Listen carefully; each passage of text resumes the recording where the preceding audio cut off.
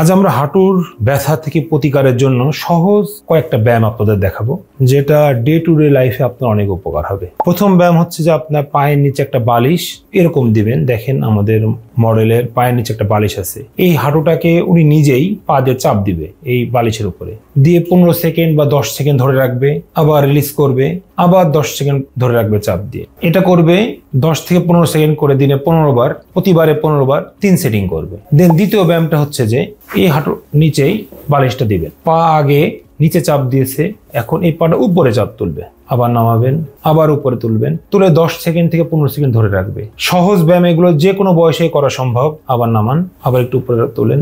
এটা 2 নম্বর ব্যায়াম। 3 নম্বর ব্যায়ামটা হচ্ছে এক পা উঁচু করবেন। এভাবেও 10 থেকে 15 সেকেন্ড ধরে রাখবেন পা, আবার পা রাখেন, আবার উঁচু করেন।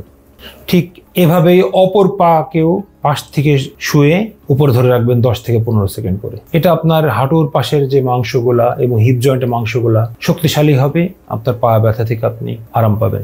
আজকের 4 নম্বর ব্যায়ামটা হলো হাঁটু ভাঁজ করে পিছনে নিয়ে আসা। 10 সেকেন্ড ধরে রাখবেন, আবার অপোজিট ভাবে অন্য পাতেও সেম ব্যায়ামটা করবেন। সর্বশেষ ব্যায়াম এই পাটাকে পুরো উঁচু করা। 5 থেকে 10 সেকেন্ড এরকম ধরে রাখবেন, 10 থেকে 15 সেকেন্ড পারলে আরো ভালো, আবার উঁচু করেন।